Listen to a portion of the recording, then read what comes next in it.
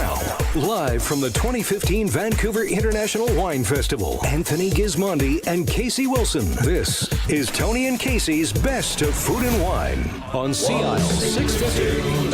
Waltzing Matilda, you'll come a waltzing Matilda with me. And he sang as he watched and waited till... Welcome back to the Best of Food and Wine. I'm Tony Gismondi. I'm Casey Wilson. And, well, we haven't been waltzing yet, but maybe later. There's still time. Australian music, Canadian guest. We're really excited, actually, to have our next two guests in the studio. DanielCosman is the winemaker. TimTuryk, the president of Unsworth Winery.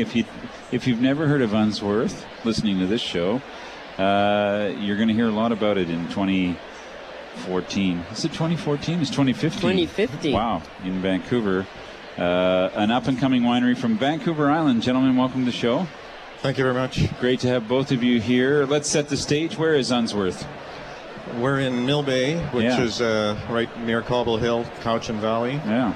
About 40 minutes drive from Victoria. And how much land do you have under plantation? We have a total of 30 acres, but we only have 12 acres planted. Yeah. And we've just completed a new winery. And well, let me ask you this. It's an odd question. Why are your wines so good? I'll let Daniel answer that question. Yeah, everybody talks about your wines. Everybody's excited about each release. You really hit the mark. What's going on? You're doing nothing, or you're doing everything? Oh, we lost his mic. We can fix that. We're going to plug it in. There we go. Why don't we give credit to the growers? Yeah, nice. Very good. And Vancouver Island, well, why don't we talk a bit about that? Because most of what we talk about is the Okanagan. Tell us a bit about the island growing conditions and what people should know about that. Where to start? Yeah. What makes it different? Well, it's not the West Coast, it's the East Coast, right? No, it's the East Coast. It's obviously cooler than the Okanagan. No. But Cowichan is named for the fact that it's the native name means warm land. Yeah. So it actually has the highest average temperature. Not the hottest, but overall the average temperature. So it's on the island. No, in Canada. In Sorry, Canada. in Canada. Oh, really? Yeah, right. Yeah. And people, I know that people, they don't dream, but people talk about it as being the ultimate place for Pinot Noir. I mean, people have been looking all over Canada, but we haven't seen too much out of the island, just, early expressions. But what's your opinion about that? May I? Yes, go ahead, please. It actually really depends on the vintage itself. Yeah. There's a huge swing. There are enormous variations in the vintages. Our worst years being closer to bad years in Champagne. Yeah. And our best years being... So are these like wet years or cool years or right. a combination of that? Well, our best years are probably more similar to a good year in Chinon, in the Loire Valley. And what distinguishes a bad year from a good year is the quantity of rain that we get in June and October. Which sometimes we can get a fair bit of. The longer and colder our springs are, the longer it takes for the vines to flower. Yeah. And so we might flower on June 15th in a good year, whereas it could go as far as the first week of July in a bad year. And I know I'm getting a little technical here, but that flowering date decides when the vines reach their best maturity at harvest. And Tim, when did you decide to get into wine? And what were you doing before that? I was in the fish business all my life, and gradually found a way out of that. And as I was winding down the fish business, I realized I was too young to retire, and thought this would be a nice project. I was familiar with the area, having grown up in Victoria and been at Shawnigan Lake, which is very close to us, in many summers. Saw this property for sale. At the same time, my son was well into his WSET courses and encouraged me to no end, and it seemed like a good fit and a nice place to retire. And how did you find Dan? He was he was already in the valley, and I'd heard a little bit about him. a friend of mine that had done some work on our property said that he and his wife, I should speak to them because they seem to know an awful lot about growing grapes and making wine. And we made a contact, and didn't take too long till I realized that there was a nice fit there. So we've been together for, this is the 5th year now, and. So Daniel, what's going on at Unsworth? What are you producing each year, and what's the future? What are you looking at in terms? I know you got the Pinot Noir, you have the Pinot Gris, which is outstanding. It's been very interesting. Most vintages I've tasted. By far my favorite to make. Yeah. We're actually pushing the winery. First of all, the Pinot Gris and the Pinot Noir are here to stay. Yeah. But we're pushing the winery heavily in the direction of sparkling, both traditional and a tank method. Sparkling with Pinot Gris or with the Pinot Noir or Chardonnay? With both. Yeah. There are. I think that it's very possible that Chardonnay might work on the island. Yep. But so far, none of the Champagne clones have been trialed. All of the California clones and Dijon clones have been trialed, and they don't work at all. Right. Not even remotely. Yeah. Makes sense. And yet, if Pinot Meunier works and Pinot Gris works, why wouldn't it? And Pinot Noir works, why wouldn't the Champagne clones of Chardonnay Sounds like work? a big investment coming up, Tim. We're already past that point. Yeah. So we're making lots of traditional method, and we're very excited about our tank methods program. Wow. That's exciting. Sounds very exciting. And how difficult is it to make Pinot Noir? Very. Rather. The problem for me and Pinot Noir is the vintage variations.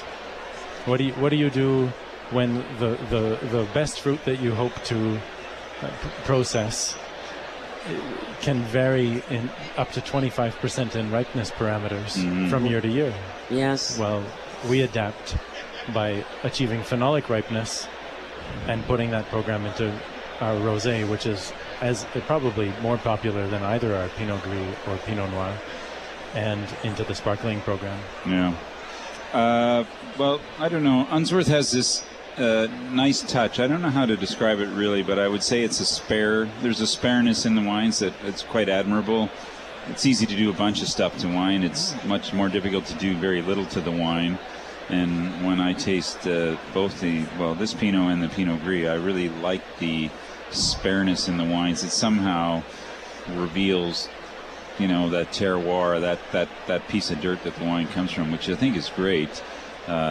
Vancouver Island has, I'm not sure how many wineries are there now in the region. Are there 40 or so? Yeah. So it's growing, and it's going to be a cause in the future. But you guys have done a good job so far. What are consumers saying to you? We've had a very good reaction. Having said that, it's difficult being an island winery to get into some places, but right from the beginning, we've had some support from the better restaurants in Vancouver, which has really helped in our marketing. Yeah. Well, we see, my experience is that most good island wines are sold on the island. We don't even see them over here in Vancouver, which I don't think is a mistake, but it would be nice to get some over here to generate a little interest. Like, I'm going to drive the Okanagan this week, and maybe I'll drive to the island. But yes, to get some identity. You don't see so many wines, yeah. So what can we do if we arrive at your place? If we go to Cowichan Valley, what opportunities do we have as a tourist? Well, in our place in particular, we have a fairly wide range of things to do. We have our tasting room is 3 or 4 years old now, but it's quite elaborate, and we have a self-guided tour area in the new winery where you can overlook the winery and see the action that's happening down there, if there is action going on at the time. There's some reading material for those that want to learn a bit about making sparkling wine, and the vineyard. You can overlook the vineyard.